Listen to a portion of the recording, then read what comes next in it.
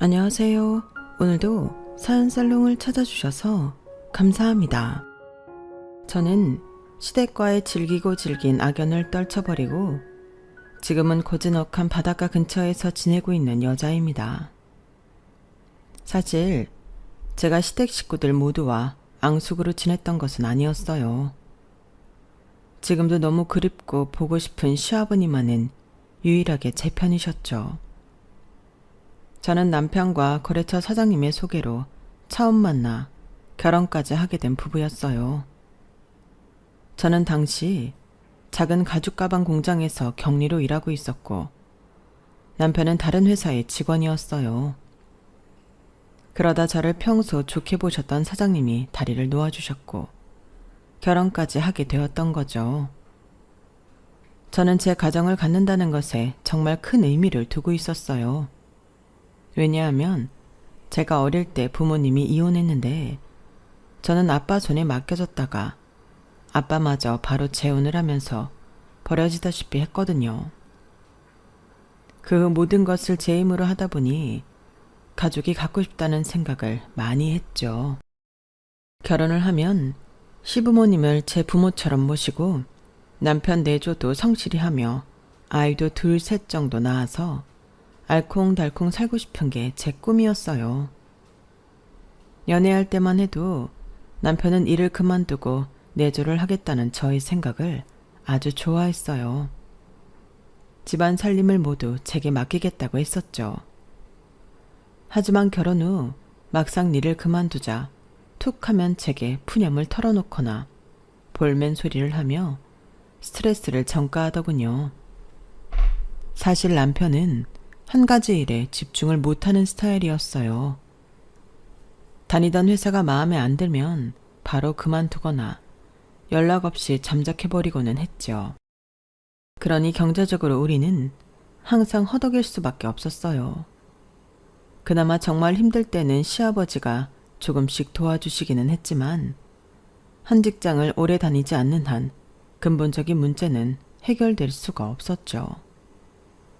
그래서 돈이 바닥을 보일 때면 남편은 제가 무직인 탓을 하고는 했어요. 결혼 전과 확연히 달라진 남편의 태도에는 시어머니와 두 시누이가 부채질을 한몫도 컸어요. 시어머니는 저를 볼 때마다 온갖 이유를 가지고 꼬투리를 잡기 바쁜 분이었거든요. 시누들 역시 저를 대하는 태도는 어머니와 크게 다를 바 없었어요. 그럼에도 불구하고 저는 정성껏 시댁을 모시려고 노력했는데 그 이유는 바로 시아버지 때문이었어요. 어머님에게는 제가 부모와 연도 없이 산 것이 큰 흉이었지만 아버님에게는 제가 더 안쓰러웠던 이유가 됐었죠. 그것뿐만이 아니었어요. 결혼 후 일을 안 하고 살림에 매진하는 저를 시어머니는 능력 없다고 무시했지만 시아버지는 제 덕분에 집에 항상 온기가 돌고 청결하다며 좋아하셨었죠. 이렇게 저를 대하는 두 분의 온도차는 극과 극이었어요. 어쩌면 매번 저를 감싸고 도는 시아버지 때문에 어머님이 저를 더 미워했을 수도 있고요. 시아버지와 시어머니의 사이도 그다지 좋은 편은 아니었어요. 얼핏 들은 이야기로는 시어머니도 모진 시집살이를 겪었고 중간 역할을 못했던 아버님께 원망이 많았다고 하더군요. 어머님의 시어머니가 돌아가시고 아버님이 고생한 아내의 마음을 돌봐줄 시간도 없이 사업을 시작하는 바람에 서로 가까워질 시기를 놓쳤던 거예요. 어머님은 이혼을 생각했다가도 아버님의 수입이 적지 않자 그걸로 나름 위안을 삼으며 살아오신 것 같더군요. 아버님이 제가 말씀하신 건 완전히 다른 입장이었어요. 별 볼 일 없던 아버님께 당시 유산을 물려주는 대신 자신을 모시라는 친엄마 때문에 와이프가 고생하는 것을 적극적으로 참견할 수가 없으셨다고 해요. 다행히 약속대로 돌아가시면서 유산은 물려주셨고요. 그 돈으로 사업을 바로 시작했고 운 좋게 아버님의 사업은 잘 흘러갔지만 집에서는 항상 외롭고 쓸쓸한 외톨이 같았다고 하셨어요. 어머님과 자식들은 자신을 돈 버는 기계처럼 재촉하기만 했고 얼마를 갖다 줘도 만족을 못했대요. 아버님이 정작 이혼을 하고 싶어도 3명의 자식들이 영 인간구실을 못하니 그것도 마음이 쓰여서 어쩔 수 없이 포기했다고 하시더군요. 장남이었던 남편은 진득하니 한 가지 일을 꾸준히 못하는 사람이었어요. 핑계는 항상 그럴듯 했었죠. 회사가 자기와 맞지 않네. 회사 사람이 불편하게 하네. 아버님처럼 자신은 사업이 맞을 것 같네 등등. 걸핏하면 말도 안 하고 그만둬버리기 일쑤였어요. 밑에 첫째 동생인 신우이는 일찍이 고등학교 때 혼전 임신으로 사고를 쳐서 속으로 엄청 썩였고요. 애도 낳았겠다. 결혼하고 잘 살았으면 좋았겠지만 애 아빠와 헤어지고 그 뒤로도 남자를 손바닥 뒤집듯이 갈아치우면서 노는데 정신이 팔려 있었던 거예요. 결국 참다 못한 애 아빠가 자신이 키우겠다며 아이를 데리고 갔지만 신우이는 슬퍼하지 않았대요. 오히려 귀찮게 구는 애가 없어졌으니 더 본격적으로 놀기 시작했다는 거죠. 그 뒤 한 번도 아이를 만나라고 하거나 소식을 물은 적도 없다더군요. 작은 신우이 역시 대단한 인물의 소유자였어요. 돈으로 속을 가장 많이 썩인 장본인이었거든요. 언젠가부터 사치에 눈을 뜨면서 돈이 생기는 족족 취장하는데 다 써버렸던 거예요. 나중에는 아버님이 화가 나 용돈을 끊어버리니 대출까지 받았다고 했는데 결국 그걸 해결한 것도 아버님이셨죠. 그때 머리가 금방 휘어버릴 정도로 신경을 많이 쓰셨대요.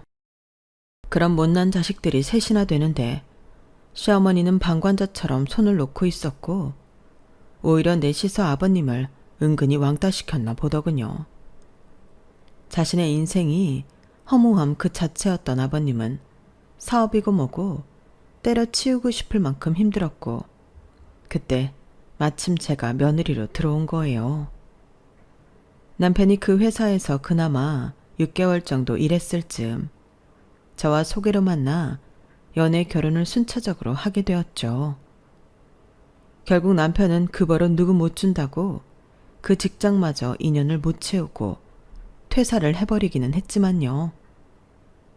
가장이 되어도 뭔가를 시작했다가 금방 끝내버리기를 계속했어요.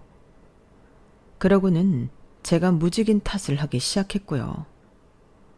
저도 다시 일을 하려고 아예 노력을 안 했던 것은 아니에요. 그렇게 제가 집에서 살림하는 게 싫으면 직장을 다시 구하겠다고 했죠. 하지만 제 복직에 가장 회방을 놓았던 건 시모와 두 시누이였어요. 특히 시모는 제가 일도 안 하고 능력 없다 하면서 온갖 잡일에는 저를 꼭 불러다 일을 시키고는 했어요. 예, 나 저기 준호 엄마랑 일본 좀 갔다 올까 하는데 말이야. 네가 여행사랑 이것저것 좀 알아봐라. 저 지금 이력서 쓰는 중인데요. 이력서는 뭐 하루 종일 쓰니? 그런 거 후딱 빨리 써버리고 내 여행 좀 알아보라니까. 그리고 이번에 시모 팔순잔치 크게 한다고 했잖아. 신경 쓸 거 많은데 취직은 무슨 취직이야. 너도 눈치가 있으면 집안에 이렇게 큰일이 있으면 애지가 아니 마무리 해놓고 일을 찾던지 하지. 참. 기호 씨가 다음 달로 실업급여가 끝나요. 당장 들어오는 돈이 없어지는데 자꾸 다른 얘기만 하고 있고 저라도 일을 좀 해볼까 해서요. 너 지금 시어머니 앞에서 내 아들 흉보는 거니? 걔가 지금 노는 걸로 보여. 다 너랑 잘 먹고 잘 살자고 큰 그림 구상 중인 거잖아. 네가 지금 나가서 1,200 번다고 살림이 나아지니? 그렇게 힘들면 아버지한테 좀 도와달라고 하든지. 너 이뻐하시잖니? 아버님이 도와주시는 게 한두 번도 아니고 자꾸 도와주시면 계속 의지하게 될까 봐서요. 저희도 결혼한 성인인데 이제는 자리를 제대로 잡아서 저희 몫은 저희가 스스로 해야 될 것 같아요. 그러니까 네가 결혼하자마자 일을 관두니까 이런 일이 생기는 거 아니니? 저도 기호 씨가 그렇게 빨리 일을 그만둘 줄 몰랐어요. 딱히 다른 곳에서 일을 시작할 생각도 없는 것 같아서 이제서라도 제가 복직을 해보겠다는 거예요. 몇 번을 말해. 집에 큰일 앞두고 무슨 복직 같은 소리야. 이렇게 시몬은 앞뒤가 안 맞는 말들로 제 속을 뒤집어 놓기 일쑤였어요. 시모의 팔순이 끝나자 또 다른 일들로 저를 꼼짝 못하게 만들더군요. 이번 김장 때 한 일주일 창원 친척 댁에 네가 내려가서 일손 좀 거들어라. 갑자기 김장이요?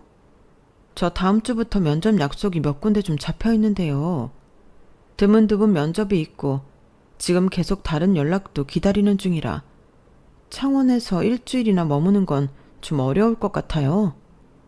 하, 얘 좀 봐라. 그럼 지금 허리 안 좋은 내가 가서 하리?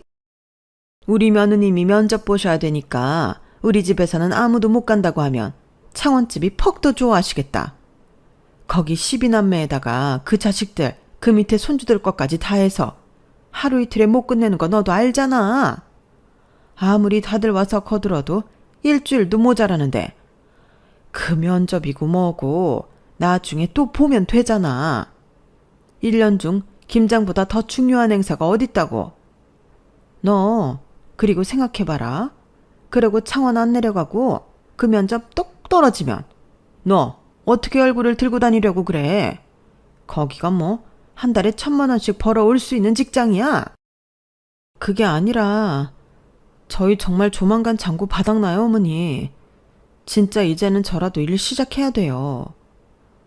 몇 번을 말해. 아버지한테 말하라고. 니네 몇 달 생활하는 건 충분히 주시고도 남는 분이잖아. 가서 또 며느리 애교 보여주면 척척 내놓으시겠지. 시모는 아버님이 저를 예뻐하는 것조차 시기하고 질투해 항상 곱지 않게 이야기를 했어요. 결국 저는 잡혔던 면접 일정을 일일이 연기해야만 했고 몇 군데서는 응시자의 태도가 아니라며 아예 일방적 취소를 하기도 했어요. 당연한 거죠. 결국 또 취업하는데 발목이 잡히고 만 거죠. 어쩔 수 없이 저는 또 아버님에게 고개를 숙이고 약간의 도움을 부탁드릴 수밖에 없었어요. 하지만 오히려 아버님은 제게 이렇게 말씀해 주셨어요. 혜주야, 내가 더 미안하다. 내가 아들을 잘못 키워서 애먼 너만 데려와 고생시키는구나. 기어 그놈의 자식 생각하면 정신 차리게 한 푼도 주고 싶지 않지만 네가 이렇게 쩔쩔매는 모습을 보니까 안쓰러워서 안 도와줄 수가 없구나. 내가 다시 기호 불러다가 크게 혼내주마. 하지만 남편은 역시나 아버님의 말을 귓등으로 흘려들을 뿐이었죠. 언제나 한결같이 일 시작하려고 준비 중이라는 말만 반복했으니까요. 그리고 충격적이었던 것은 창원에 김장을 하러 일주일 넘게 저 혼자 갔을 때 허리가 아프다던 시모와 두 시누이가 제주도를 다녀왔다는 것을 나중에 알게 되었어요. 어머님, 저는 취업하려고 잡은 면접들도 다 취소하고 창원까지 내려가 김장했는데 왜 아가씨들이랑 제주도에 갔다고 말씀 안 하셨어요? 말했으면 뒤가 보내주는 것도 아닌데 뭐 그렇게 눈에 쌍심지를 켜고 따지듯이 묻니? 하필이면 진아가 그때로 제주도 여행을 예약해놨고 취소 환불 다 안 된다고 해서 우리도 울며 겨자 먹기로 갔다 온 거야. 누군 좋아서 간 줄 아니? 아가씨 SNS에서 봤어요. 좋은 호텔, 좋은 레스토랑, 좋은 곳만 다녀오시고 행복해 보이셨어요. 아주 걔는 눈치 없게 그런 걸 또 왜 올려갖고. 아무튼 이왕 간 거 그럼 넌 우리가 시무룩해서 다녔으면 좋겠다는 말이니?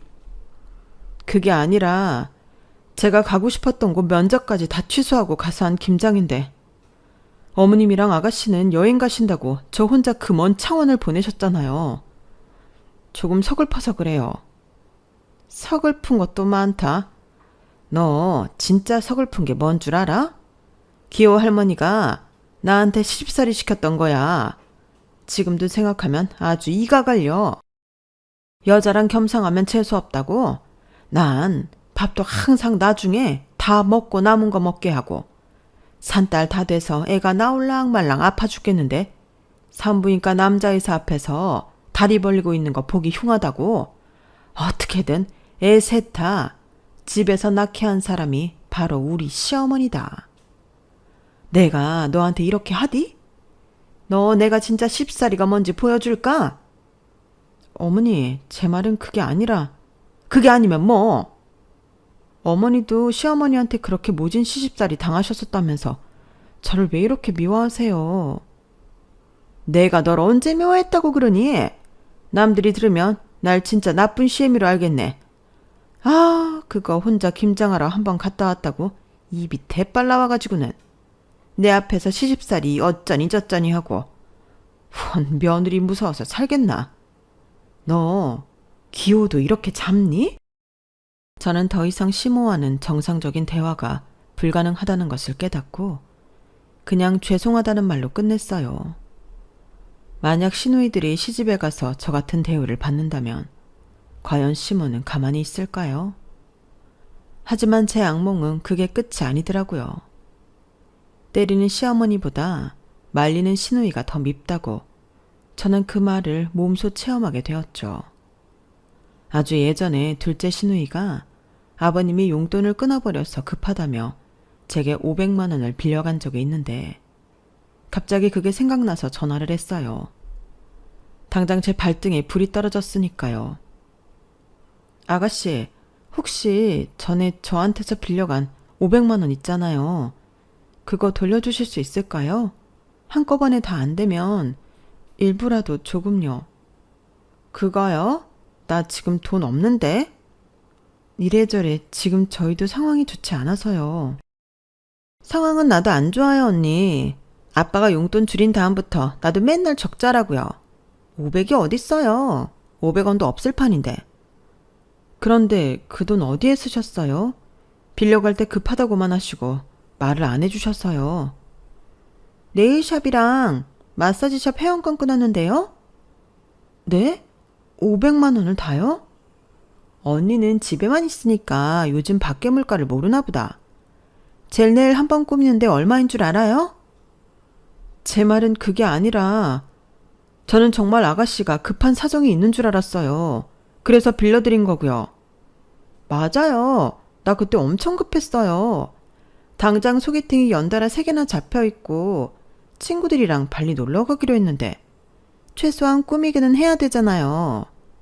언니, 그거 500만 원 해봤자 얼마 안 돼요. 2군데 다 회원권 연장하면 1달 반도 못 쓴다고요. 그 돈 없어진 지가 언젠데. 지금 오빠도 실업급여만 받고 있어요. 그것도 얼마 안 남았고요. 그래서 제가 취직하려고 하니까 어머님이 이 일 저 일 저한테 시키셔서 딜레이 되고 있고요. 이제 아버님 눈 마주치기도 죄송해요. 당장은 생활비 내야 되는데 아가씨는 그걸로 회원권을 끊었다뇨. 그럼 나보고 어떡하라고요? 아빠가 나한테 주는 돈을 반에 반도 안 되게 줄여버렸는데. 내가 아빠한테 아무리 얘기해도 안 듣는다니까요. 오히려 언니가 돈 필요하다고 그러면 덥석덥석 주면서 왜 친딸이 궁금하다고 그러면 저렇게 짜게 나오는 건지 나는 도무지 이해할 수가 없어요. 딸이 바뀐 건지 참나. 언니, 나도 어이없다고요. 그리고 우리 엄마가 어쨌다고요? 엄마가 언니 머리채 잡아다가 뭐 이것저것 시킨 것 마냥 말하네요. 아, 알았다. 그때 우리 제주도 가고 언니 혼자 창원 가서 김치한 것 때문에 지금 나한테 우리 엄마 흉을 보는 거예요? 언니 진짜 무서운 사람이네요. 어떻게 내 앞에서. 그리고 언니 그때 김치한 걸로 두둑히 가져다 든든히 먹었잖아요.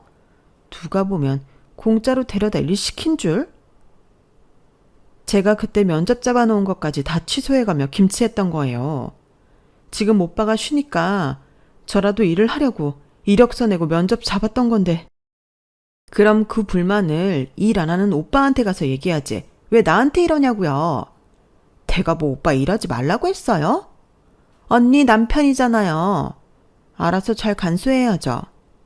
아무튼 500만 원은 나중에 여유 생기면 천천히 갚을게요. 나도 지금 빠듯해요. 가족끼리 이러지 맙시다. 네? 역시 그 엄마의 그 딸이었어요. 이기적이고 자기 일만 중요한 거고 이유 없이 큰 소리만 뻥뻥 치는 걸 보니 모녀가 맞더군요. 저는 너무 절망스러웠어요. 결혼 전만 해도 한 가족처럼 살갑게 굴던 사람들이 어떻게 이렇게 완전히 변할 수가 있는지요. 그 이후로도 시댁에서는 계속해서 이것저것 자질구레한 요구가 많았고 간간히 내고 있었던 이력서들은 아예 탈락되거나 면접 후에 저를 채용하지 않더군요. 아예 이해가 안 되는 것은 아니긴 했지만요. 저는 이름도 들어보지 못한 곳에서 대학을 나오고 그나마 했던 격리일 역시 회사에서 인정받기에는 터무니없이 짧고 누구나 할 수 있는 쉬운 일이었으니까요. 제 자존감은 계속 바닥으로 가라앉고 있었어요. 사실 남편과도 너무 헤어지고 싶었어요. 하지만 지금 남편과 당장 헤어진다고 해도 속 시원하게 해결될 것이 없다라는 생각이 드니 이러지도 저러지도 못하는 상황이 지속되었던 거고요. 게다가 다른 사람이 들으면 비웃을 수도 있지만 아버님이 너무 마음에 걸렸어요. 한 번은 제 손을 잡고 이렇게 말씀하셨거든요. 기호는 내 새끼지만 내가 봐도 정말 한심하게 짝이 없구나. 오히려 피안 섞인 네가 나한테 이렇게 잘하는데 혜주야, 조금만 더 견뎌줄 수 없겠니? 너한테 정말 좋은 날이 올 거야. 내 말 믿어. 매번 아버님한테 도움만 받고 제대로 뭘 해드린 게 없어 죄송한 마음뿐이었어요. 하지만 아버님은 오히려 그런 저를 위로해 주시며 자신을 봐서라도 조금만 더 버텨달라고 말씀하시고는 했어요. 지금 생각해보면 제대로 된 부모가 없는 저와 제대로 된 가족이 없는 아버님이 어쩌면 서로에게 인간적인 의지를 하고 있었던 것 아닐까요? 이제는 더 이상 놀랄 것도 없겠다 싶은 순간에 정말 청천벽력 같은 일이 제게 일어나더군요. 어느 날 큰 시누이가 제게 당연히 맡겨도 문제 없다는 식으로 말을 했어요. 언니, 애 안 낳을 거죠? 아니, 못 낳는 건가? 아무튼 애 좀 맡아줘요. 애요? 갑자기 무슨 애요? 내 딸이요, 승아. 승아요? 걔는 애 아빠한테 가 있다면서요. 그 사람 죽었대요. 승아 할머니랑 할아버지가 나보고 갑자기 데려가라잖아요. 짜증나게. 애 아빠가 죽어요? 왜요? 아, 몰라요. 아무튼 언니가 승아 좀 맡아서 키워줘요. 난 애랑 정은 없지만 그렇다고 길거리 나앉게 될 수도 없잖아요. 그런데 그 아이를 제가 왜 맡는 건지 아무리 생각해도 언니밖에 없어요. 저는 일하잖아요. 그것도 3교대. 애만 내가 데리고 오는 거지. 그게 뭐 같이 사는 거겠어요. 언니 지금 일하는 것도 아니고 애도 없잖아요. 언니 애라고 생각하고 키워줘요. 애 봐주면 내가 아빠한테 잘 얘기해서 언니 100이나 200 정도는 주라고 할게요. 아빠가 또 언니면 끔뻑 죽잖아요. 어머님도 집에 계시고 둘째 아가씨도 지금 일 쉬고 있는 걸로 아는데 굳이 저희 집으로 아이를 보내신다는 이유가 뭐예요? 엄마 허리 안 좋은 거 다 알면서 그런 말이 나와요. 애보다 엄마 진짜 잘못되면 언니가 책임질 거예요. 나이도 많은데. 그리고 이주 걔가 뭘 알아요? 아직 20대인데 무슨 애를 키울 줄 알겠어요. 지 밥도 잘 못 챙겨 먹는 애한테. 언니 말처럼 이주 지금 잠깐 일 쉬고 있는 거지 곧 일도 시작할 테고. 마침 오빠도 집에 있겠다. 언니랑 오빠가 친자식처럼 키워달라고요. 부탁이 아닌 명령조의 시누이 말투에 한번 놀랐고 시댁에서 저를 정말 하찮은 사람으로 생각하고 있다는 것에 2번 놀라게 되더군요. 하지만 여태껏 얼굴도 본 적 없는 아이를 제가 갑자기 맡아서 키운다는 게 말처럼 쉬운 건 아니에요. 그리 간단한 문제도 아니고요. 알아요, 알아. 그러니까 아빠한테 얘기해서 승아 봐주는 돈 언니 주겠다니까요.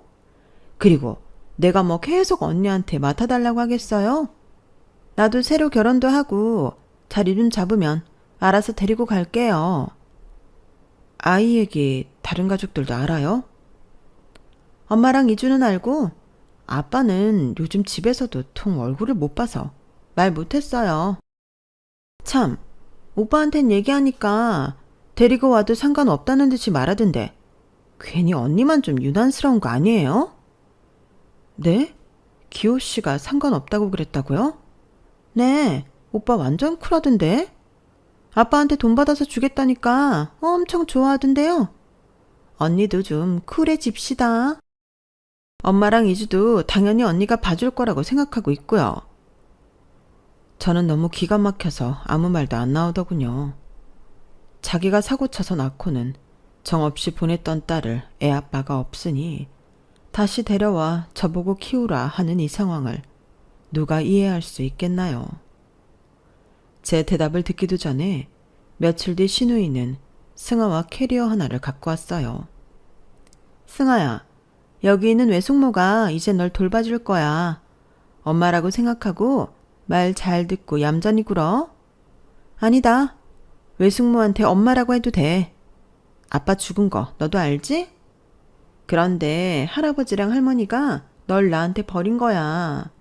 그런데 네가 사고치고 말썽 부리면 내가 또 널 갖다 버릴 거야. 알았지? 저는 신우의 말에 경악을 금치 못했어요. 고작 초등학교 5학년인 아이한테 그렇게 말을 하다뇨. 승아는 바뀐 환경에 낯선지 잔뜩 겁을 먹은 표정으로 얼어 있었어요. 하긴 갑자기 아빠도 없어지고 어릴 때 헤어져 얼굴도 모르고 살았던 엄마라는 사람한테 끌려왔다가 지금은 외숙모랑 지내라고 하니 어른인 저도 머리 아픈데 그 어린아이가 이 모든 상황을 어떻게 받아들이겠어요. 저는 승아를 바라보았어요. 너무 가슴 아프게도 슬픈 눈을 가지고 있는 아이였어요. 승아를 보니 어릴 때 부모님 이혼 후 오갈 데 없이 방황하던 저 같아서 울컥했어요. 제정신이 아닌 저 신우이는 정말 죽을 만큼 싫지만 이 어린 아이가 뭔 죄가 있겠냐 싶은 약한 마음이 올라왔어요. 아이는 울먹이는 얼굴로 말도 못하고 서 있었고 신우이는 얼른 떼어놓고 가고 싶다는 투로 말하더군요. 저 지금 출근하러 가야 돼요. 제가 바빠도 얘 전학수속은 며칠 내로 해놓을게요. 그냥 언니는 잘 먹이고 잘 입히고 잘 재우시면 돼요. 똑똑하고 어쩌고 저쩌고 바른 아이로 키우겠다는 부담 전혀 안 가지셔도 되고요. 그냥 기본만 해주세요. 알았죠? 아가씨, 잠깐만요. 왜요? 너무 이렇게 갑자기. 갑자기라뇨. 내가 애 이야기 꺼낸 지가 벌써 며칠이나 지났는데요. 아무리 그래도 제가 맞겠다고 대답한 건 아니었잖아요. 오빠랑도 그날 이후 싸워서 말도 안 하고 있다고요. 언니, 여기 가장인 오빠가 괜찮다는데 진짜 자꾸 왜 이래요? 얘가 다 큰 성인도 아니고 그냥 밥만 잘 먹이면 되는 애인데 뭐가 문제예요? 그렇게 간단한 일이면 아가씨가 키우면 되잖아요. 며칠 돌봐달라는 것도 아니고 저보고 아가씨 애를 키우라뇨. 신우이는 저를 잡아먹을 듯이 째려보더군요. 언니, 혹시 돈 때문에 이러는 거예요? 네? 돈이요? 아빠한테 돈 더 받아달라는 거 아니냐고요. 아가씨! 우선 주는 대로 받다가 너무 힘들면 내가 언니한테 돈 많이 주라고 다시 얘기할게요. 아가씨, 아버님은 갑자기 무슨 죄예요? 어려서 헤어진 손녀가 갑자기 돌아와서는 그 양육비를 아버님한테 전가하다뇨. 언니, 좀 주제넘는 것 같은데요. 우리 아빠예요. 딸년이 지금 없던 애가 생겨서 죽겠다는데 그거 못 본 척 하겠어요? 그리고 언니가 몰라서 그러는데 아빠 생각보다 훨씬 돈 많아요.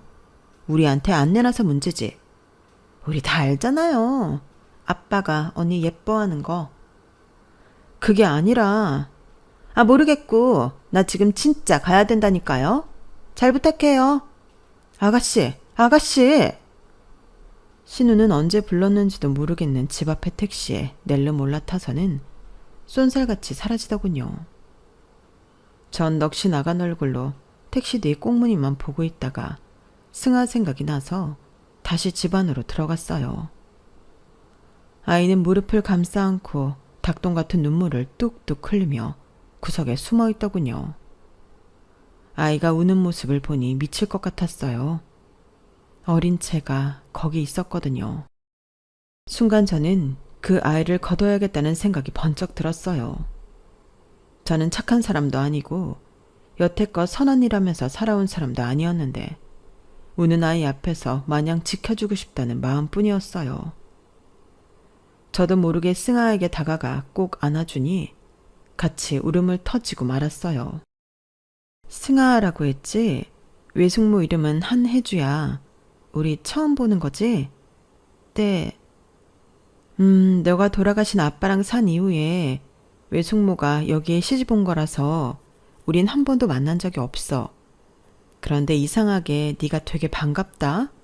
기분이 참 이상해. 저는 그럼 이제 외숙모랑 사는 거예요?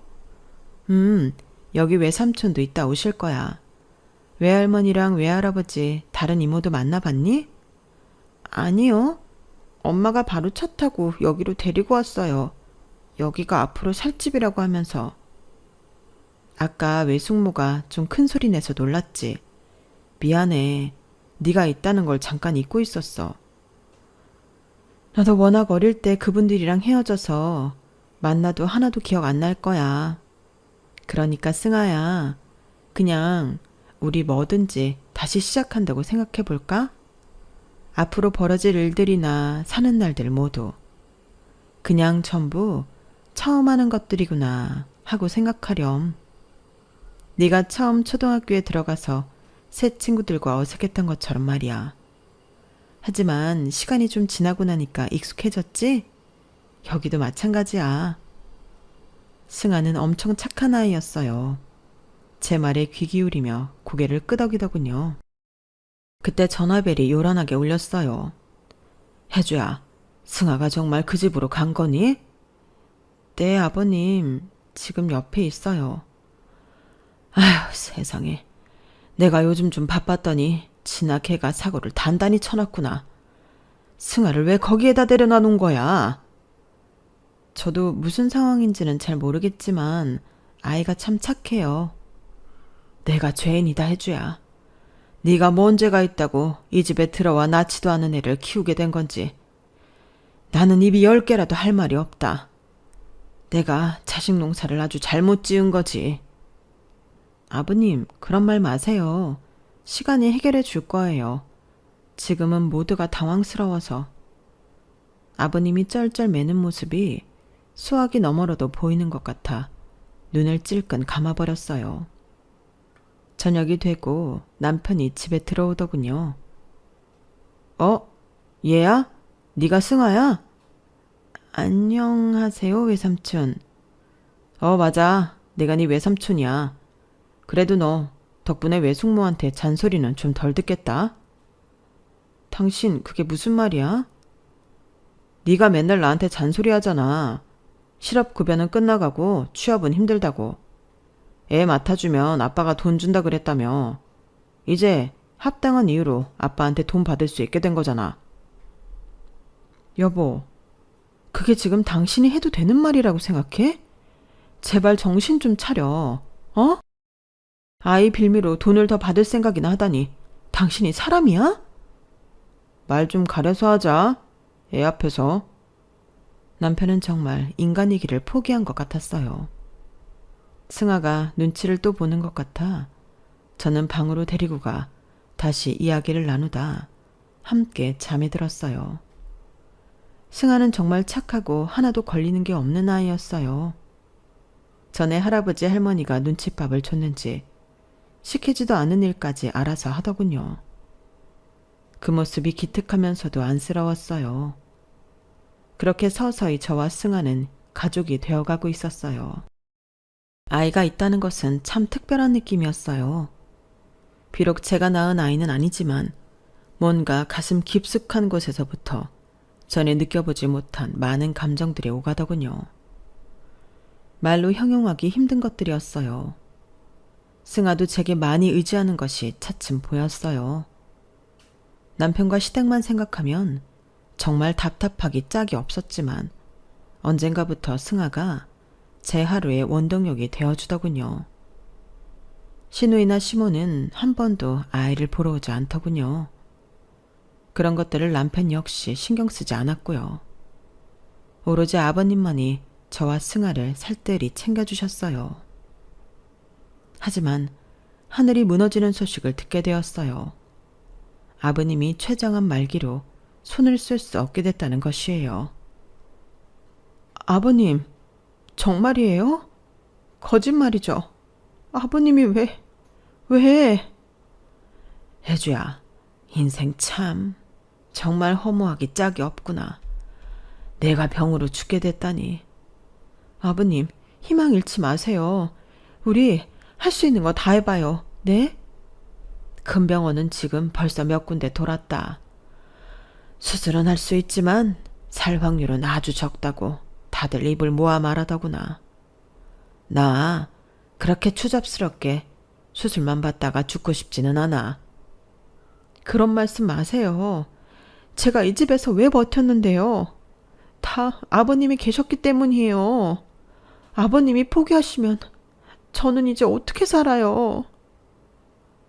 눈물이 멈추지 않았어요. 저와는 인연이 없었던 부모라는 복을 아버님한테 모두 받았는데 갑자기 췌장암이라니.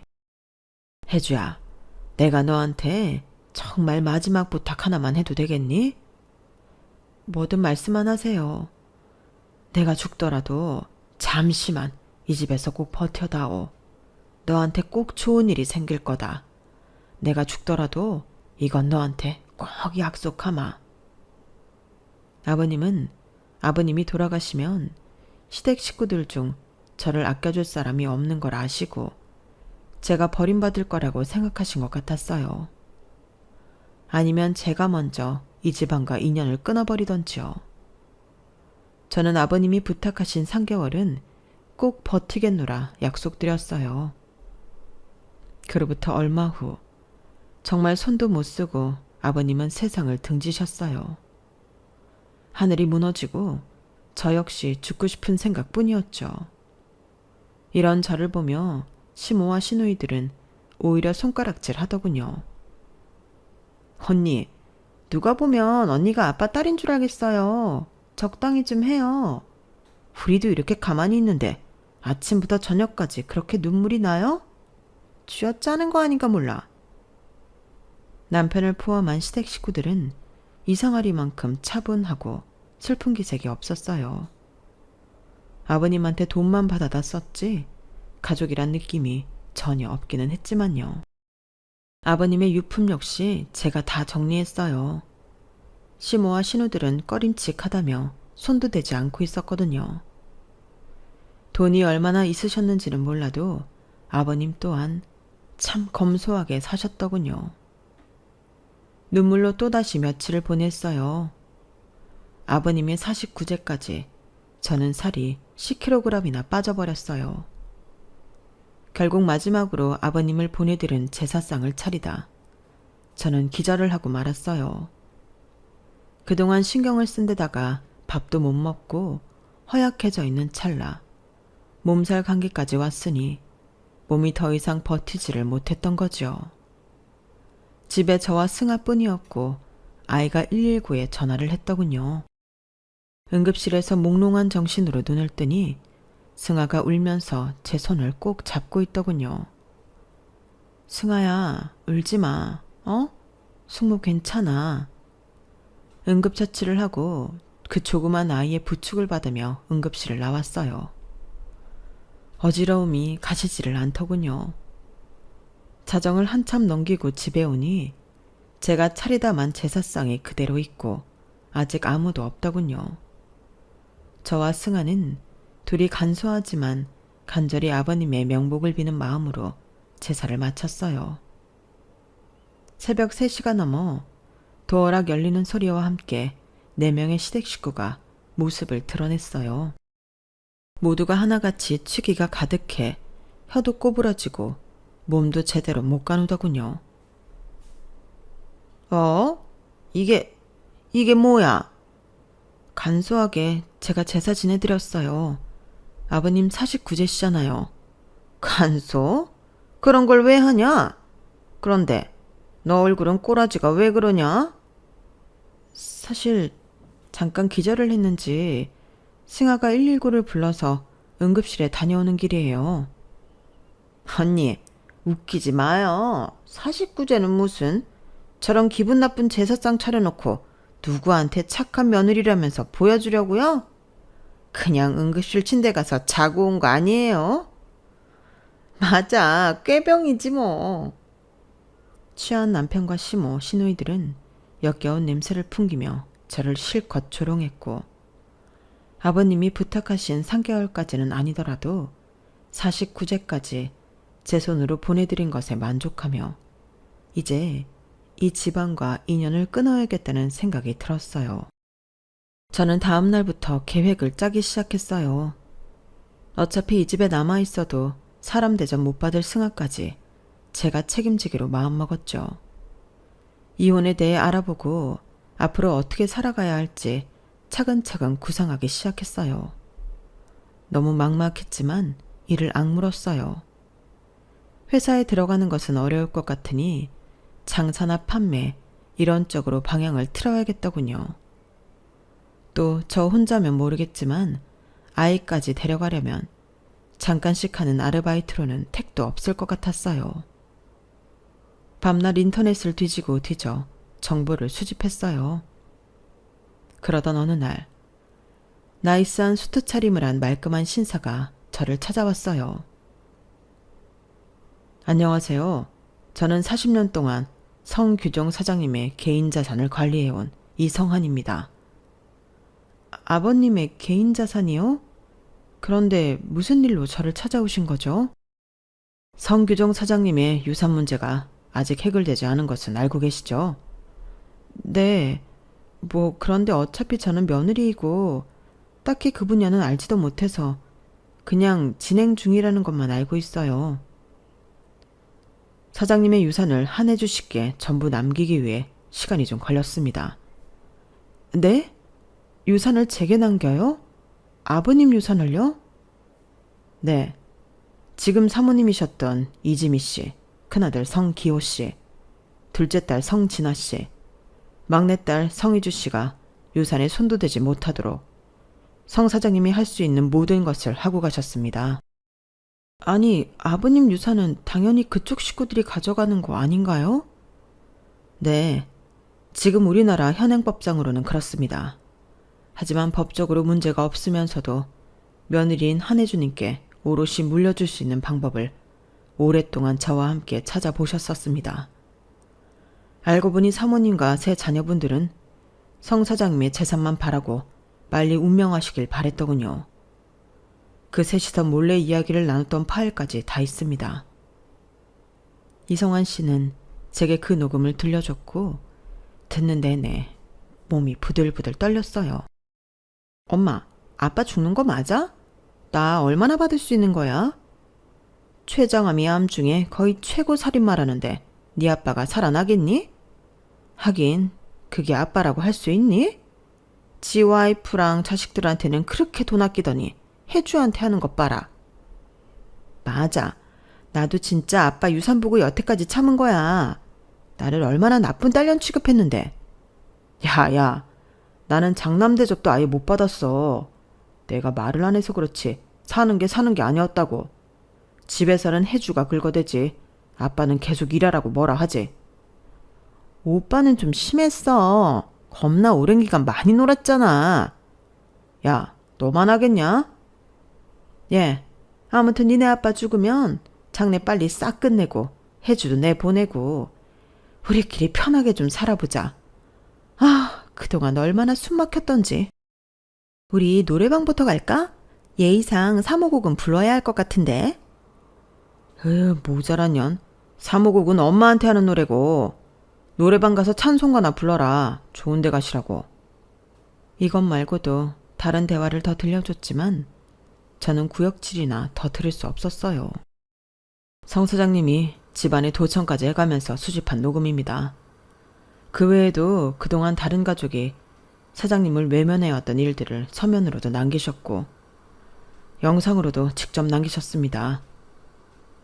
영상으로 아버님이 남겼다고요? 네. 그리고 마지막에 하신 말씀이 다른 가족들에게는 한 푼도 줄 수 없고 오로지 한혜주 씨에게만 모든 것을 남기겠다고 유언하신 영상입니다. 저는 오열함에 쓰러졌고 한참 동안 아버님 영상 사진을 안고 있을 수밖에 없었어요. 그 다음은 여러분이 상상하시는 그대로예요. 모든 진실을 안 내 사람은 온갖 지저분한 방법을 동원했고 길고 긴 법정 싸움이 오갔어요. 3년에 걸쳐 결국 아버님의 유산은 대부분 제게 상속이 되었죠. 아버님 유산만 믿고 있던 내 인간들은 지금도 아버님만 탓하며 잘못을 뉘우치지 못한 채 어디선가 살고 있겠죠. 다행히 승아는 제가 데리고 왔어요. 아직 법적 절차가 좀 남아있지만 승아 본인이 저와 함께 있고 싶다는 뜻을 강하게 어필하고 있으니 역시나 좋은 결말을 기대하고 있답니다. 오늘은 승아와 솜사탕을 나눠 먹으며 바닷가를 산책해야겠네요. 글을 쓰다 보니 아버님이 너무 보고 싶네요. 조만간 찾아뵈러 가야겠어요. 지금까지 저희 사연 들어주셔서 감사합니다. 여러분도 항상 건강하시고 즐거운 날들만 가득하시길 바랍니다. 여러분, 사연 댓글에 응원과 현명한 조언 부탁드려요. 좋아요와 구독은 저에게 큰 힘이 됩니다. 오늘도 좋은 일 가득하세요.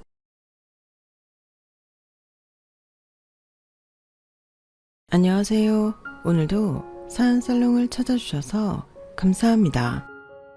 얼마 전 출산을 한 20대 여성이에요. 다른 때는 몰라도 임신했을 때 서운했던 건 평생 잊혀지지 않는다고 하잖아요. 저도 그랬어요.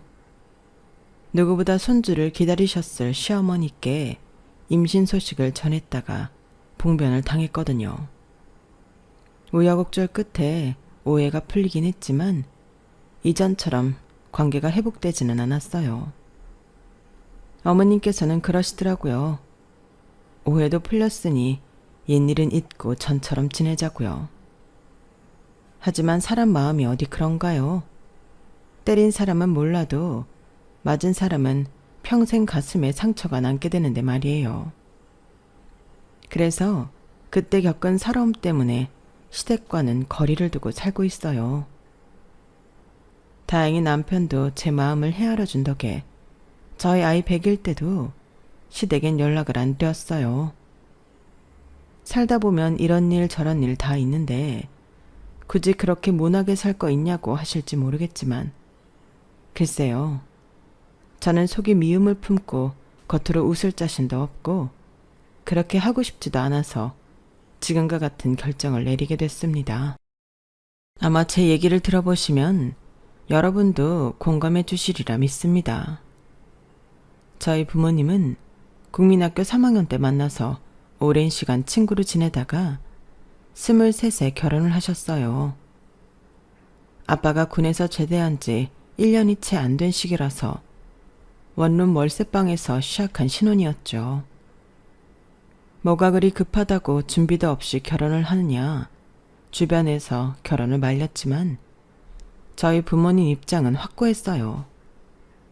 어차피 부모로부터 독립을 할 거라면 혼자 힘으로 아등거리기보다는 마음이 맞는 두 사람이 함께 힘을 합해 빨리 자리를 잡는 게 낫다고 말이죠.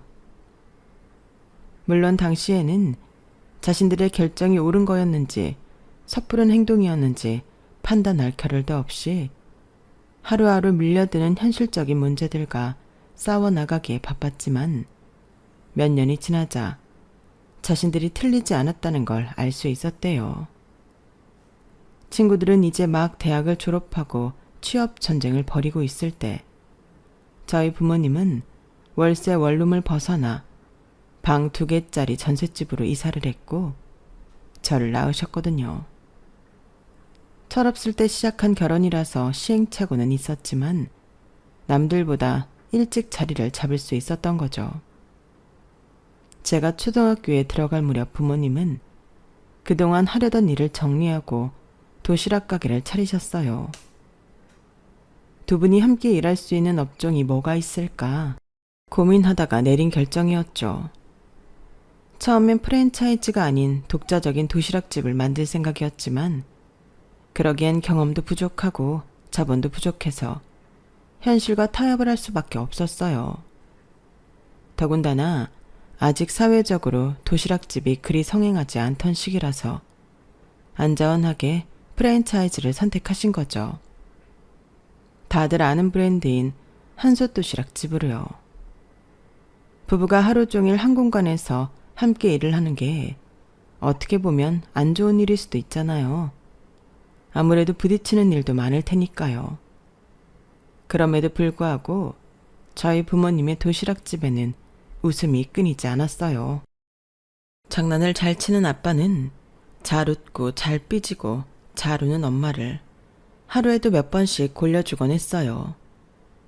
짓궂은 초등학생 아이처럼 말이죠. 나였다면 그만 좀 하라고 화를 버럭 냈을 텐데 엄마는 그렇게 당하면서도 뭐가 즐거운지 깔깔대고 웃곤 하셨어요. 언젠가 엄마가 그러시더라고요. 남이 했으면 화가 날 일인데도 이상하게 네 아빠가 하면 그게 그렇게 싫지 않더라고. 왜 그런지는 잘 모르겠지만 왠지 어릴 때로 돌아간 기분이 들어서 재밌다란 말이지. 이런 걸 보고 천생연분이라고 하는 건가? 암튼 난 네 아빠랑 같이 일하는 게 참 좋았어. 아빠의 장난기가 나이가 들어도 잦아지지 않았던 건 바로 엄마의 무한한 남편 사랑과 긍정적인 사고 때문이었을 거예요. 아내를 골려먹는 걸 인생의 낙으로 생각하는 것 같은 아빠였지만 그 내면엔 순정남이 들어있었어요. 아빠는 엄마가 해주는 거라면 뭐든 최고라고 엄지손가락을 치켜드는 분이셨거든요. 한 번은 엄마가 이발료를 아낀다고 집에서 아빠 머리카락을 잘라드린 적이 있는데 그게 참 누가 봐도 쥐가 파먹은 것 같은 꼴이었거든요. 어린 제 눈에 봐도 아빠 머리가 이상하다고 생각이 들 정도로요. 그런데도 아빠는 엄마한테 엄지까지 치켜 세우고 칭찬을 하셨어요. 야, 당신 이러다가 미용실 차리는 거 아니야? 완전 가위손이 따로 없잖아. 어때? 머리 이렇게 하니까 나 더 잘생겨 보이지 않아? 야, 인생 역작이다. 자기야, 고마워.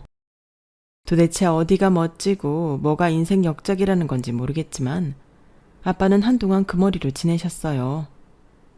보다 못한 단골 손님이 저희 엄마한테 제발 남편 머리 좀 어떻게 하라고 한 소리를 하는 바람에 엄마가 아빠를 이끌고 미용실에 가서 머리를 정리하게 될 때까지요. 사실 아빠가 이렇게까지 한 데는 이유가 있었어요. 저희 엄마는 어릴 때부터 잘난 형제들 틈에서 못난이 취급을 받고 자랐거든요.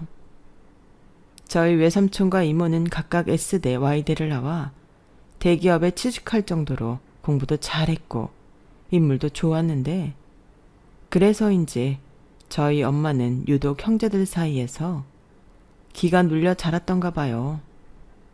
집에서는 늘 모질이 취급을 받았던 엄마한테 당신이 최고라고 말해주는 아빠는 세상 유일한 내 편이고 무엇보다 든든한 바람막이였어요. 비록 툭하면 골리고 눈물을 뺄 정도로 장난이 심하긴 하지만요. 그래서 엄마는 아빠가 결혼을 하자고 했을 때 1초도 망설이지 않고 그러자고 했다더군요. 하지만 엄마의 바람막이는 그리 오래가지 못했어요. 제가 중학교 입학을 앞두고 있던 겨울, 그렇게 끔찍이도 엄마를 생각하던 아빠가 대장암 판정을 받았거든요. 이미 꽤 많이 진행된 상황이기도 하고 대장암은 생존율이 그리 높지 않아서 사실상 사형 선고나 다름없었지만 아빠도 엄마도 끝까지 치료를 포기하지 않으셨어요. 하지만 힘겨운 투병 생활에 아빠는 점점 힘을 잃어가셨고 그럴 때마다 엄마는 눈에 힘을 주고 아빠를 혼내셨어요. 야, 최민호, 너 나랑 우리 자영이만 두고 죽을 생각이야? 어림도 없어. 내가 그렇게 안 놔둘 거거든. 우리 모녀만 두고 편히 관 속에 들어갈 생각일랑 안 하는 게 좋을 거야. 내가 끝까지 괴롭혀 줄 테니까. 그러니까 약을 쓰든 독을 쓰든 이겨내. 아빠 앞에서는 강한 척하면서도 엄마는 병실을 나와 가게를 향하는 길 내내 눈물을 흘리셨어요. 아직은 아빠와의 이별을 받아들일 수 없었으니까요. 세상 유일한 내 편이자 친구를 어떻게든 붙잡고 싶으셨을 거예요. 하지만 사람 목숨은 인간의 의지로만은 붙잡을 수 없는 거잖아요. 아빠는 암 판정을 받고 2년 만에 결국 세상을 떠나시고 말았어요. 누구보다 사랑했던 남편을 떠나보낸 엄마는 세상을 다 잃은 사람처럼 삶의 의욕을 잃었어요. 하지만 그렇다고 마냥 넋놓고 지낼 수는 없었어요. 아빠 암투병에 들어간 수술비며 병원비를 갚아야 했으니까요. 아빠와 함께 운영하시던 도시락집은 아빠가 세상을 떠나시면서 엄마 혼자 맡아서 하게 되었어요.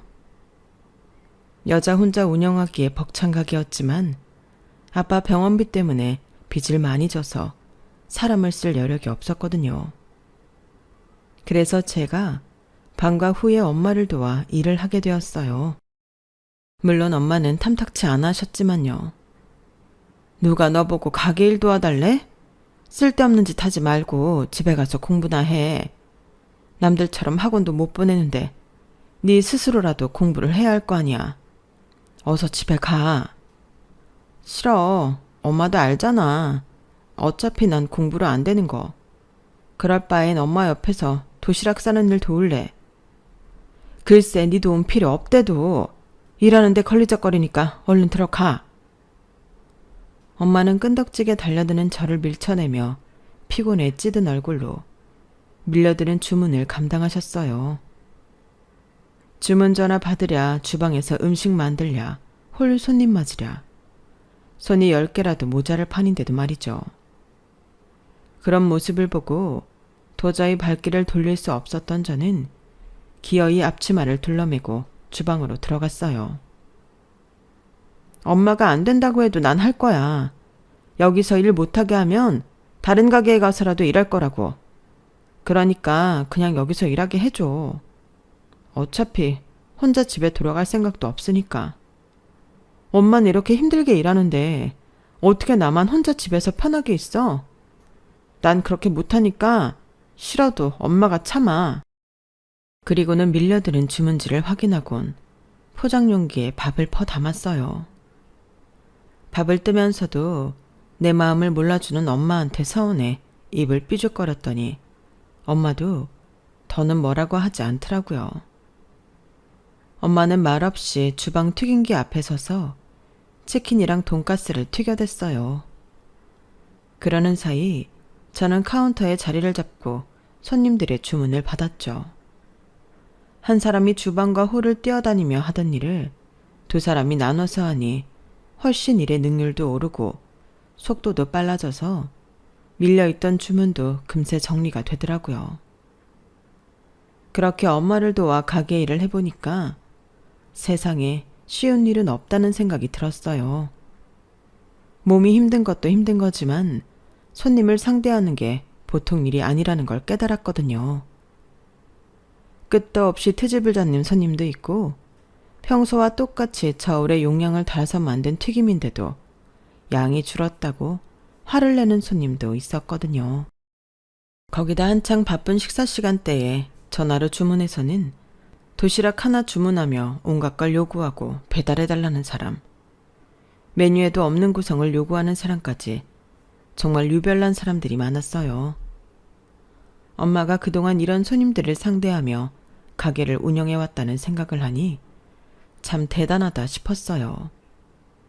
하지만 이런 진상 손님보다 더 괴로운 게 있더라고요.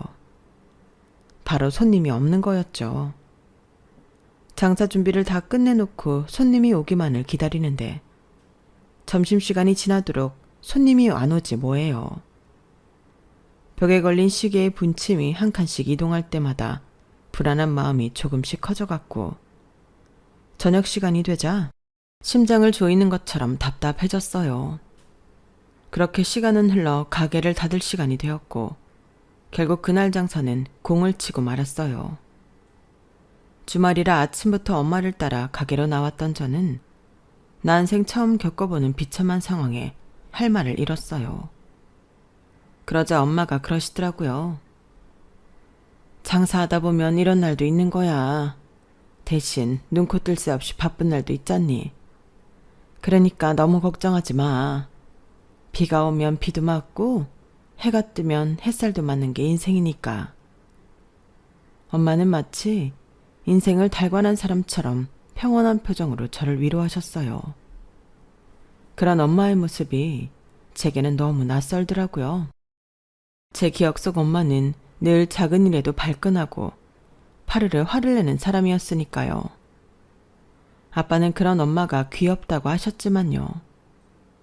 그랬던 엄마가 이렇게 변했구나 생각하니 이상하게 가슴이 찌릿하더라고요. 그러고 보니 엄마 외모도 예전과 많이 달라진 게 느껴졌어요.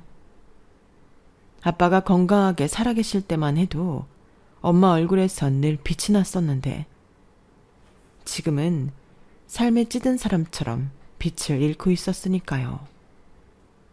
아빠의 죽음은 그저 한 사람의 인생이 끝난 게 아니라 동반자였던 엄마의 인생까지 무너지게 만든 것 같았어요. 그때 그런 생각이 들더라고요.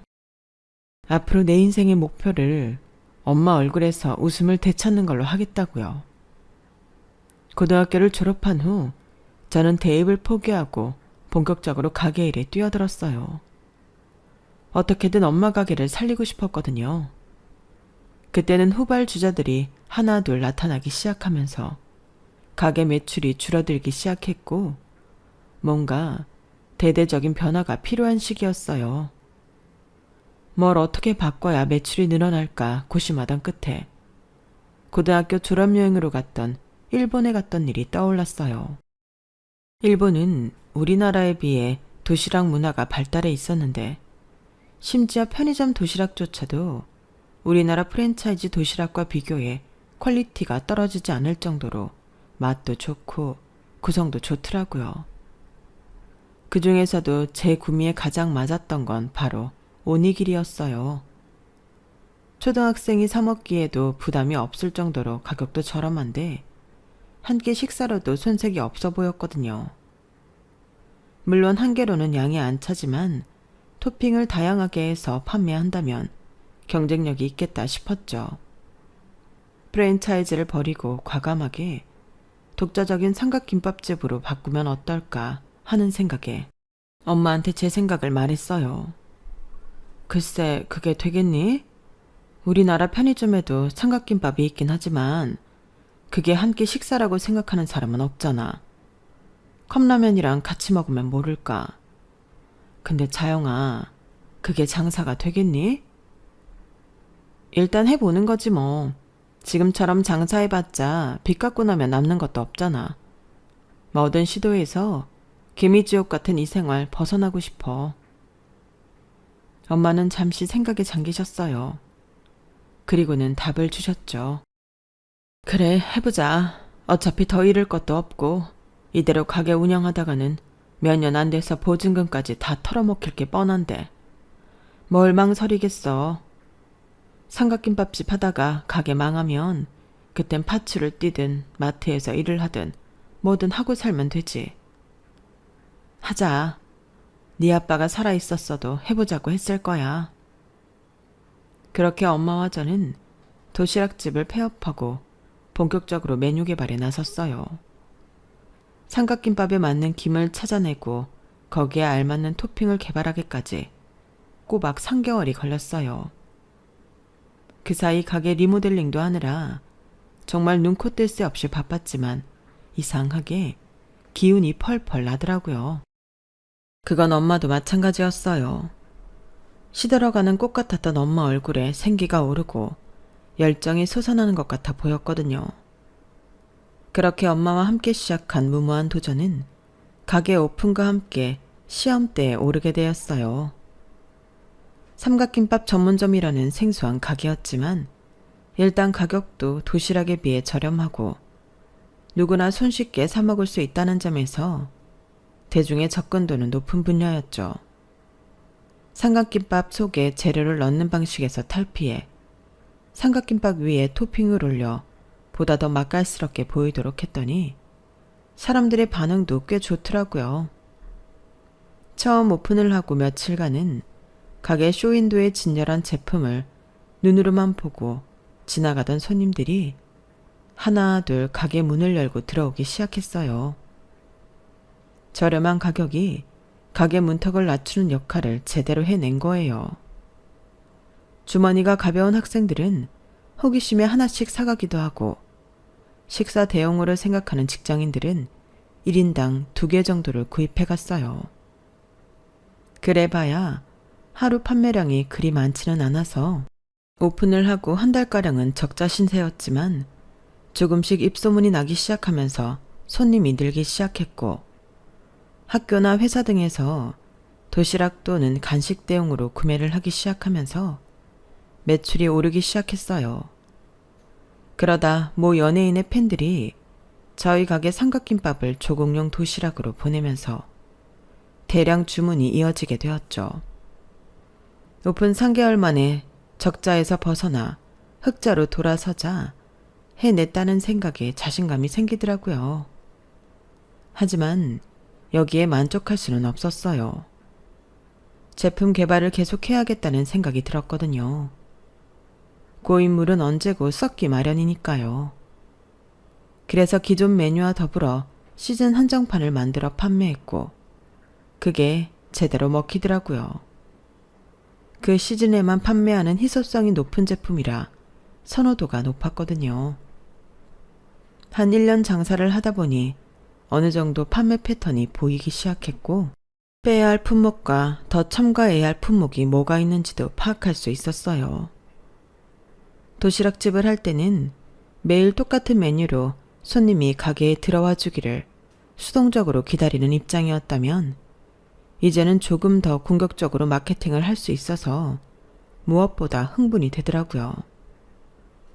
매출이 늘어나면서 엄마와 저는 쉬는 날도 없을 정도로 숨가쁘게 지내야 했지만 손님이 없어서 넋놓고 가게에 앉아있던 시절을 생각하면 지금 힘든 건 힘든 것도 아니란 생각이 들었어요. 가게 판매량의 절반 이상이 대량 주문이었기 때문에 의외로 가게는 그리 바쁘지 않아서 주변 상인들 중에는 그렇게 장사해서 돈을 벌겠냐고 걱정을 하는 분들도 있었어요. 아니, 가격도 이렇게 저렴한데 손님 수가 이 정도면 이거 어디 남는 거나 있겠어? 자영아, 너 이러다가 이 엄마 가게 말아먹는 거 아니니? 아줌마가 걱정이 돼서 그래. 지금이라도 예전 도시락집으로 다시 바꾸는 게 낫지 않겠어? 아니면 그 브랜드 아니어도 요즘엔 도시락 프랜차이즈가 많잖아. 아줌마, 저희 장사 잘 돼요. 매출도 도시락집 할 때보다 훨씬 늘었고요. 그러니까 걱정 마시고 주변에 홍보나 잘해주세요. 아주머니는 제가 허세를 부린다고 생각했는지 걱정스런 표정을 지우지 못했어요. 장부를 까보일 수도 없고 답답하더군요. 장사는 노력과 더불어 운도 따르기 마련이라고 1인 가정이 늘기 시작하면서 가게 매출은 전보다 더 늘어났어요. 혼자 사는 손님들이 많이 늘었거든요. 그 중에는 미래의 제 남편이 될 사람도 있었고요. 남편은 근처 오피스텔에서 살고 있었는데 혼자 살아서 그런가 퇴근길에 자주 들러 저녁밥 대용으로 삼각김밥을 사가곤 했어요. 어찌나 취향이 대쪽 같은지 매번 똑같은 제품만 사가더라고요. 그래서 하루는 신메뉴를 추천했더니 그때부터는 그 신메뉴만 사가기 시작하더라고요. 사람이 뭐 아니면 도인 사람 같았어요. 아니, 질리지도 않나? 어떻게 매번 같은 것만 주구장창 사가지? 제 눈에는 참 신기했는데 엄마 눈에는 조금 다르게 보였나 봐요. 저 사람 말이야, 네 아빠랑 닮지 않았니? 생김새 말고 하는 행동 말이야. 네 아빠가 꼭 저랬거든. 뭐든 하나밖에 몰라.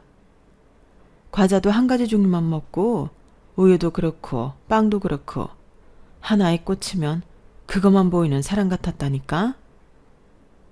그 말을 듣고 보니 저희 아빠랑 닮은 구석이 참 많은 사람 같았어요. 그래서일까요? 매일 같은 시간 저희 가게를 찾아와 같은 메뉴를 사가는 이 남자한테 마음이 끌리더라고요. 늘 깔끔한 차림을 하고 있지만 가만 보면 옷도 매번 비슷한 디자인이고 머리 스타일도 그렇고 한결같은 사람 같았어요. 그렇게 저희 가게에 손님으로 드나든 지 2년쯤 됐을 무렵 처음으로 평소와 다른 옷차림을 하고 왔더라고요. 이전과는 확연히 달라진 스타일에 놀라기도 했지만 바뀐 모습이 꽤 괜찮아 보이긴 했어요. 오늘은 스타일이 많이 다르네요. 무슨 좋은 일 있으세요? 그러자 남편은 수줍게 웃더니 대뜸 그러는 거예요. 저한테는 굉장히 중요한 날이라서요. 제가 올해 짝사랑해온 사람한테 프로포즈를 할 생각이거든요. 아, 그러시구나.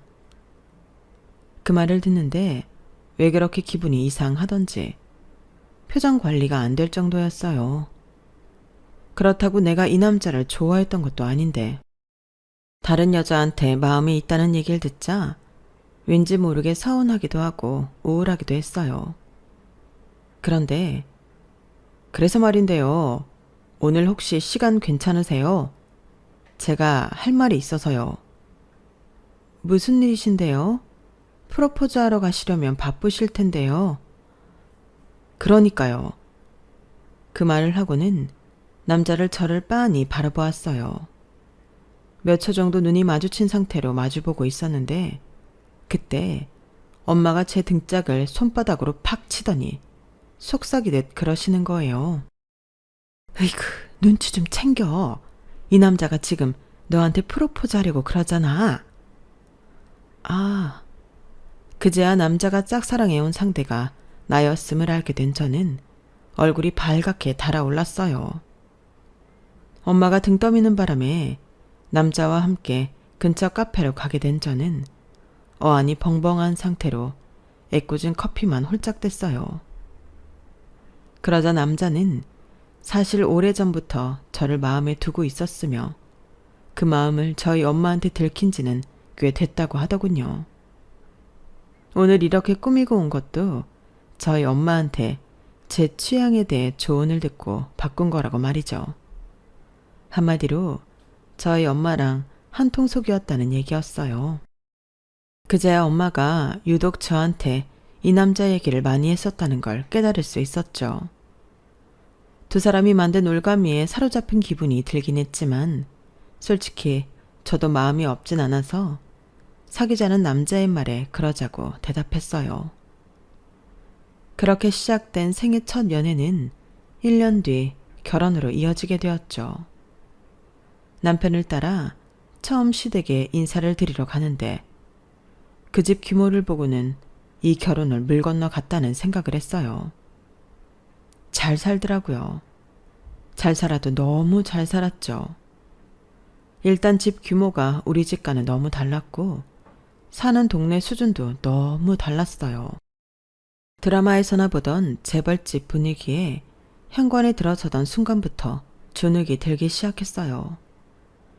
TV나 영화를 제외하곤 대저택에서 가사도우미를 쓰며 사는 집은 태어나서 처음 봤거든요.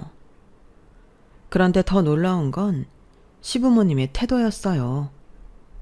당장이라도 물잔에 든 물을 뿌리거나 봉투를 던지며 이 결혼은 반대라고 할 것 같았던 시부모님이 의외로 쉽게 결혼 허락을 하셨거든요. 아직 우리 집 사정을 몰라서 이러시나 싶었는데 어머님이 그러시는 거예요. 기특하네. 중학생 때부터 어머니를 도와 도시락집에서 일을 했다고? 세상에, 어쩜 그렇게 속이 깊고 착할까? 당신도 그렇게 생각하시죠? 그러게 말이야. 요즘 젊은 친구들이랑 달리 참하고 생각도 바른 사람이구만. 그래, 결혼은 언제가 좋을까? 기왕이면 오래 넘기기 전에 하는 게 좋겠는데 말이야. 첫 만남 자리에서 결혼 날짜까지 말씀하시는 걸 보니 정말 결혼을 시키실 생각인 것 같았어요. 남들이 생각하기엔 일반적인 수순일지는 모르겠지만 저는 그 상황이 이상하게 비현실적으로 느껴졌어요. 정말 나를 며느리로 드린다고? 이런 의구심이 머리를 떠나지 않았거든요. 인사를 드리고 나올 때까지도 이게 꿈이 아닐까 하는 생각이 들 정도로 현실감이 들지 않았어요. 상진 씨, 정말 우리 결혼하는 거야? 솔직히 난 이 상황이 믿기지가 않아. 아니, 왜 나를 며느리로 들이시지? 혹시 자기 부모님이 우리 집 사정을 잘못 아시는 거 아니야? 우리 집이 도시락집이 아니라 도시락집 프랜차이즈를 운영하는 걸로 잘못 아시는 거 아니냐고. 그러자 남편은 껄껄대고 웃었어요. 그런 거 아니야. 우리 부모님도 자기가 마음에 들어서 그러시는 거지. 그러니까 아무 걱정 말고 결혼 준비나 하자. 아, 따로 혼수 준비할 필요 없어. 오피스텔에 어지간한 건 다 있으니까. 남편과 저는 남편이 살고 있는 오피스텔에서 신혼생활을 시작하기로 해서 따로 신혼집을 마련할 필요는 없었어요. 오피스텔이라고 해도 제가 알던 일반적인 오피스텔이 아닌 독립된 방에 꽤나 큰 거실까지 있는 집이라서 일반 아파트랑 별반 다를 바 없는 집이었어요.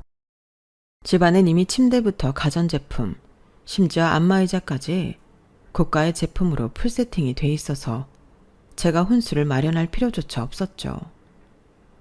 그런데 제 결혼 소식을 들은 이모는 되려 화를 내더라고요. 아니, 그렇게 잘 사는 집에서 신혼집을 오피스텔로 해줬다고? 세상에, 있는 돈들이 더하다더니 그 말이 맞네. 얘 차영아, 너 그 집이 얼마나 잘 사는 집인지 알기나 하니? 그런 집에서 오피스텔을 신혼집으로 해줬다는 건 널 며느리로 받아들이지 않는다는 소리나 마찬가지야. 하긴 애초에 네가 그런 집에 시집을 가는 것도 웃기긴 하지. 네가 학벌이 있니? 집에 돈이 있기라니. 도대체 그 남자는 어떻게 구워 삶은 거니? 그 비결이나 들어보자. 아니, 그렇잖아. 명문대 나온 내 딸도 고작 회사원이랑 결혼했는데 다른 사람도 아니고 네가 그런 준재벌집에 시집을 간다는 게 말이 되니? 너 혹시 혼전 임신이라도 한 거야? 애로 그 남자 발목 잡은 거냐고. 이모는 마치 죄인 추궁하듯이 저를 몰아붙였어요. 그러자 옆에서 듣고 있던 저희 엄마가 소리를 빽 질렀죠. 이게 지금 무슨 개소리야. 뭐? 애로 남자 발목을 잡아? 그건 언니 네가 형부 꼬실 때 한 짓이잖아. 부잣집 아들이라고 몸 던져서 결혼한 건 너 아니냐고. 그랬다가 형부집이 쫄딱 망한 거 알고 애를 치우니마니 울고 짰던 거 나 똑똑히 기억해. 지가 그렇게 사니까 멀쩡한 내 딸까지 그런 줄 아는 모양인데 돼지 눈에는 돼지만 보이고 부처 눈에는 부처만 보인다고 그랬어. 어디 내 딸을 너 같은 더러운 인간이랑 동급으로 봐. 기도 안 차네 정말. 우리 자영이는 그 집 아들이 2년이나 목매달고 따라다녀서 결혼하는 거야. 그 집에서도 내 딸 데려가라고 어머니 자리가 직접 나 찾아와서 결혼 서두르자고 한 거라고. 뭘 알고나 떠들어야지. 당장 알았으면 내 집에서 사라져. 엄마는 이모 등을 문 밖으로 떠밀고는 현관문을 걸어 잠궜어요. 엄마 말이 거짓은 아니었지만 약간의 MSG가 섞인 것도 사실이었어요. 신데렐라 스토리 같았던 제 결혼식은 주위의 시기와 부러움 속에서 잘 진행되었고, 저는 결혼 3개월 만에 임신을 하게 되었어요. 먼저 테스터로 집에서 임신 확인을 하고 산부인과에 가서 정확하게 진찰을 받아보니 임신 7주차라고 하더라고요. 하필 그때 남편은 해외 출장 중이어서 영상통화로 임신 사실을 알리게 되었어요. 한국에 들어오면 말을 할까도 생각했는데 예정보다 출장이 길어지는 바람에 통화상으로 전달하게 되었죠. 남편은 엄청 기뻐하더라고요. 영상 속에서 튀어나올 것처럼 환호성을 지르며 춤까지 춰댔을 정도로요. 그렇게 한참을 신나게 웃고 환호를 지르던 남편이 순간 그러는 거예요. 아, 우리 부모님한테는 일단 말하지 마. 내가 가서 같이 말씀드리게. 그때는 그게 맞는 것 같아서 생각 없이 그러자고 했는데 거기에 엄청난 사연이 숨어 있을 줄 누가 알았겠어요. 시부모님께 임신 사실을 숨기고 있던 어느 날 어머님이 우리 가게로 찾아오셨더라고요. 지나가는 길에 들리셨다면서 명품관에서 사온 가방을 선물로 주셨어요. 별거 아니라고 하셨지만 명품을 잘 모르는 제가 봐도 수백만 원은 좋게 하는 백이라서 별거 아닌 걸로 받아들이기는 힘들었어요. 그건 저희 엄마도 마찬가지였죠. 어머, 사부인께서 임신 선물을 사오신 모양이네. 저희 엄마는 시어머니가 제 임신 사실을 알고 있는 줄 알고 한 말이었어요. 그런데 그 말을 들은 시어머니 표정이 확 바뀌더라고요. 잔뜩 화가 난 표정으로 간단한 인사도 없이 쌩하니 가게를 나가버리셨어요. 엄마도 저도 당황해서 왜 저러시나 의아할 뿐이었어요. 그런데 다음날 아침, 아직 출근 시간까지는 시간이 남아서 침대 속에서 게으름을 피우고 있었는데 밖에서 초인종 소리가 요란하게 나더라고요. 이 시간에 찾아올 사람이 없는데 누굴까 하다 혹시 남편이 출장에서 일찍 돌아왔나 싶어 달려나가 현관문을 열었어요. 그런데 순간 현관문 틈으로 손이 확 들어오더니 제 머리를 낚아채지 뭐예요. 그 손의 주인은 다름 아닌 시어머니였어요. 어머님은 제 머리채를 잡은 채 안으로 질질 끌고 들어와선 바닥에 저를 내던졌어요. 이 년이 아주 여우 같은 년이었네. 뭐? 임신을 해? 거지 같은 집구석 출신이라 하고 다니는 꼴도 가관이구나. 어디 감히 몸을 함부로 내돌리고 다녀? 학벌도 없고 가진 것도 없는 년 며느리로 받아줬으면 감사한 줄 알고 살 것이지. 네가 감히 우리 집을 농락해? 어디 뚫린 입으로 짓거려봐. 그 애 애비가 누군지 말하라고. 어머님, 그게 무슨 말씀이세요? 누구 애냐뇨? 당연히 상진 씨 아이죠. 뭐? 이게 끝까지 날 속이려 들어? 야 이년아, 너 지금 그 말 실수하는 거야. 왠지 알아? 내 아들은 고자니까. 너 무정자증이라고 들어는 봤니? 내 아들이 바로 무정자증이라고. 청자가 없는데 어떻게 네가 임신을 하니? 네가 동정녀 마리아라도 돼? 시도 없이 임신을 하게? 긴 말 않는다. 당장 너 이 집에서 나가. 상진이 오면 이혼 서류 보낼 테니까 그때까지 입 쳐닫고 죽은 듯이 기다려. 알았어? 박 기사, 얘 당장 짐 싸서 지네 친정으로 보내요. 어머님은 제 말을 듣지도 않으시고 기사를 시켜 제 짐을 싸게 했어요. 그렇게 하루아침에 친정으로 쫓겨나게 된 저는 남편한테 전화를 했어요. 그런데 일이 바빠서 그런 건지 통 전화를 안 받더라고요. 시어머니는 제게 한 걸로는 분이 안 풀렸는지 가게까지 달려가 저희 엄마한테 쌍욕을 퍼붓고 가게 집기를 다 때려 부쉈더라고요.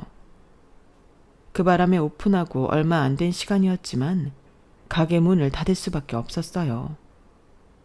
그 봉변을 당하고 집으로 온 엄마는 잠옷차림으로 와 있는 저를 보고는 한숨을 삼키셨어요. 그리고는 괜찮다면서 저를 꼭 안아주셨죠. 내 딸이 그럴 리가 없다는 거 나는 알아. 그러니까 아무 말 말고 아무 걱정 말고 오늘은 푹 자는 거야. 알았지? 엄마, 나 정말 외도한 적 없어. 뱃속에 이 아이 상진 씨 아이 맞다고. 알아. 내가 네 엄만데 내 딸이 어떤 사람인지 모르겠니? 오해는 곧 풀릴 테니까 일단 아무 걱정 말고 누워. 너도 너지만 뱃속에 아기 생각을 해야지. 엄마 말대로 아기 걱정이 돼서 저는 제 방 침대에 몸을 뉘었어요. 그리고는 남편한테 전화를 했죠. 아까부터 전화 연결이 안 되더니 여전히 남편은 전화를 받지 않더라고요. 혹시 어머님 말만 듣고 남편도 나를 의심하는 건가 싶어 잠도 오지 않았어요. 그렇게 뜬 눈으로 침대에 누워 있었어요. 그러다 스르르 잠이 들어버리고 말았죠. 그렇게 시간은 흘러 몇 시쯤 됐을까요? 밖에서 요란하게 초인종 소리가 들렸어요. 순간 시어머니가 여기까지 와서 해코지를 하려는 게 아닐까 잔뜩 겁을 집어먹었는데 현관문 열리는 소리가 들리고 누군가 제 방으로 달려들어왔어요. 제 남편이었죠. 남편은 그대로 저를 끌어안더니 미안하다는 말만 되풀이했어요. 그리곤 도대체 왜 이런 일이 일어났는지 차근차근 설명을 해주었죠. 남편은 대학에 들어가던 시점부터 맞선 시장에서 꽤나 인기가 있었다고 했어요. 시부모님 재력도 재력이지만 제 남편이 외동아들이기 때문에 딸 가진 집에서 꽤나 탐을 내던 상황이었거든요.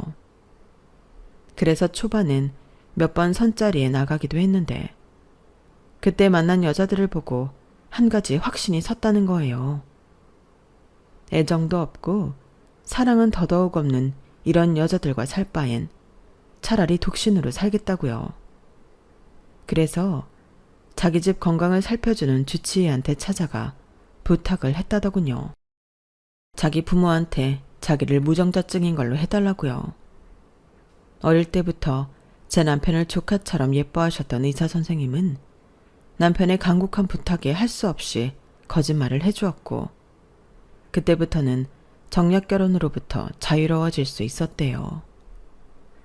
내 인생에 결혼은 없다고 결심했던 남편이었지만 저희 가게를 드나들면서 이런 사람이라면 결혼해서 가정을 이루고 싶다는 생각을 하게 됐고 저를 부모님께 소개를 한 거였죠. 무정자증으로 결혼도 안 하고 살겠다던 아들이 결혼하겠다고 하자 시부모님은 제 처지를 알면서도 흔쾌히 받아들이신 거예요. 아들을 총각 귀신을 만드느니 마음에 차지 않는 애라도 며느리로 들이는 게 낫겠다 싶으셨던 거였죠. 그러다 제 임신 사실을 듣고는 그렇게 광분하셨던 거예요. 남편 얘기를 듣고 보니 시어머니가 화를 낸 사정은 이해가 갔어요. 하지만 저와 저희 엄마한테 한 짓은 도저히 용서가 안 되더라고요. 결국 며칠 뒤 남편과 저는 시댁에 찾아가 한동안 감추고 있던 남편의 거짓말을 털어놓았고 시어머니는 그 얘기에 뒷목을 잡으셨어요. 그러거나 말거나 시어머니가 제게 저지른 짓을 알고 있는 남편은 시부모님 앞에서 확실히 말씀드렸어요. 앞으로는 제 아내한테 함부로 하지 말아주세요. 2번은 안 참을 거니까요. 그리고 저도 어머니 아버님한테 사과드렸으니 제 아내한테 사과부터 하세요. 그 말에 시어머니는 제게 잘못했다고 사과를 하셨지만 그 말은 거짓말이었어요. 그걸 어떻게 알았냐고요? 얼마 뒤 저를 찾아와 그러셨거든요. 출산을 하거든 유전자 검사부터 하자고요. 그게 무슨 뜻이겠어요? 저를 아직도 의심한다는 것밖에 더 돼요. 이 사실을 알게 된 남편은 앞으로 시댁과 절연을 선언했고 이듬해 제가 출산을 하고 아이 100일 잔치를 치를 때도 시댁엔 연락을 하지 않았어요. 어떻게 알았는지 아버님이 금일봉과 유아용품을 보내셨지만 그대로 되돌려 보냈어요. 그러자 아버님이 그날 밤 집에 찾아오셨더라고요. 아버님은 우리 사는데 관여는 안 하시겠지만 아이한테 할아버지 노릇은 하게 해달라고 부탁을 하시더라고요. 따지고 보면 아버님한테는 아무 감정이 없기 때문에 남편도 저도 아버님까지 밀쳐내지는 않았어요. 하지만 어머님은 상황이 좀 다르죠. 제가 당한 게 있는데 그래서 어머님과는 여전히 절연한 채 살고 있습니다. 어쩌면 시어머니는 아직도 제 아이의 친부가 누구인지 의심을 하고 있을지도 몰라요. 스스로 만든 감옥에 갇혀 사시는 거죠. 하지만 저는 아직 그 감옥의 문을 열어드릴 생각은 없답니다. 먼 훗날 지금의 상처가 조금 아문다면 모르겠지만요. 지금까지 제 사연을 들어주셔서 감사합니다. 내일이 더 행복한 시간이 되시길 바라며 항상 건강하세요. 여러분, 사연 댓글에 응원과 현명한 조언 부탁드려요. 좋아요와 구독은 저에게 큰 힘이 됩니다. 오늘도 좋은 일 가득하세요.